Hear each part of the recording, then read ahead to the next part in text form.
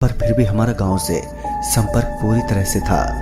वैसे तो गांव शहर से काफ़ी दूर था, पर फिर भी साल में एक बार हम जरूर गांव जाते थे। यह हमारी एक तरह से मजबूरी भी थी, क्योंकि जब जब गांव में सरकार के द्वारा भेजे गए पैसे आते थे तो उनके बंटवारे के लिए सारे गांव को लोगों को एकत्र होना होता था। उसका सही से बंटवारा हो जाने के उपरांत तभी उन पैसों को गांव वालों में बांट दिया जाता या किसी अन्य काम में इसे लगा दिया जाता। यही कारण था कि हमें हर साल गांव जाना पड़ता था। हम पिछले साल भी गांव गए थे, पर इस बार हालात हमारे अनुकूल नहीं थे। जहां कर भी हमारा पूरा परिवार इस बार गांव नहीं जा सकता था। छोटू के स्कूल थे और एग्जाम भी काफ़ी करीब था। मैंने आज तक कभी भी ट्रेन में अकेले सफ़र नहीं किया था। बस यही एक थोड़ी सी मेरी समस्या थी। गांव तो जाना पक्का था, इसलिए मैंने अपना सामान पैक करके 2 हफ्ते पहले ही टिकट निकलवा लिया था और 15 जनवरी को सवेरे ही ट्रेन पकड़ ली। ट्रेन अंदर से काफ़ी खाली लग रही थी, जो कि मेरे लिए बहुत ही अच्छी बात थी, क्योंकि मेरा ट्रेन के साथ कुछ अच्छा अनुभव नहीं था। मैं हर बार हद से ज़्यादा भरी ट्रेनों में आया जाया करता था, जिस वजह से मैं ट्रेन से सफ़र करने में कतराने लगा था। मैं अपनी सीट पर बैठते ही अपना फ़ोन निकालकर चलाने लगा। यह सफ़र कुछ 1.5 दिन का था। बोरियत में मुझे समझ नहीं आ रहा था कि मैं क्या करूं, इसलिए मैं कुछ ना कुछ इंटरनेट पर खोजने लगा। तभी मुझे अचानक से एक ऐप के बारे में पता चला, जो एक रैंडम चैटिंग ऐप था। वह काफ़ी नया लग रहा था।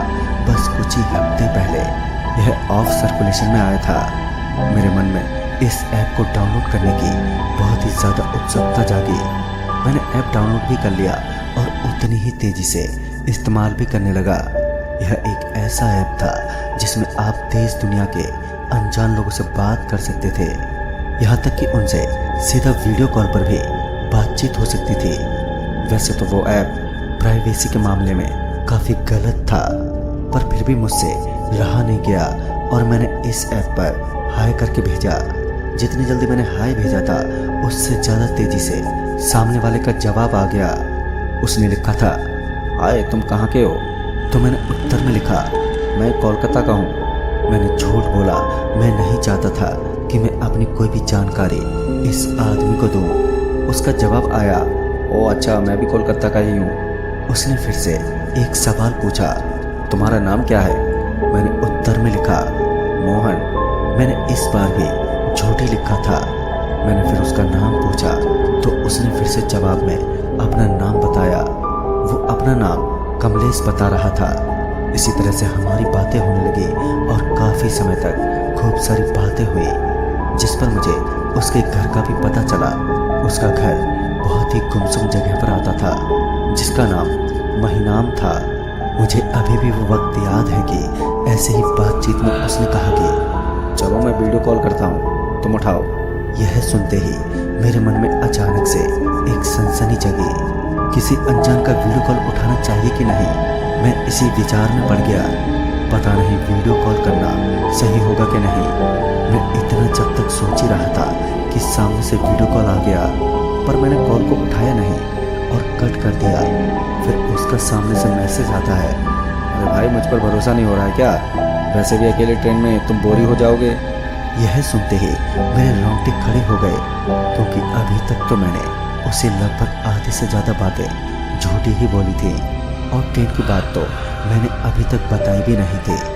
मैं इस सोच में पड़ गया कि इसको इस बात की कैसे जानकारी हुई। मेरे हाथ हल्के हल्के से कांपने लगे और कांपते हुए हाथों से मैंने टाइप किया, तुम्हें कैसे इस बात का पता चला? उसने सामने से हंसते हुए जवाब दिया, इसमें कौन सी बड़ी बात है? मुझे तो ये भी पता है कि अब तक तुमने जितनी बातें बताई वो सब झूठ है ना। इतना सुनने के बाद तो मेरे में कुछ आगे लिखने तक की हिम्मत भी नहीं थी। मुझे लगा कि जैसे कुछ क्षणों के लिए मेरे पैरों के नीचे से ज़मीन खिसक गई। मैं जितना खुद को चालाक समझ रहा था, पिछले कुछ क्षणों में मेरे ये सारे भ्रम टूट गए। बिना कुछ कहे मैं बस फ़ोन की तरफ देखे जा रहा था कि तभी अचानक से एक मैसेज आता है, जिस पर मेरा असली नाम, मेरे गांव का एड्रेस लिखा था। अब यह मेरे सोच से परे थी कि कैसे उस व्यक्ति को मेरी सारी जानकारी हो रही थी। कुछ समझ नहीं आ रहा था मैं इस चीज पर क्या प्रतिक्रिया करूं। मेरा दिमाग मानो रुक सा गया था।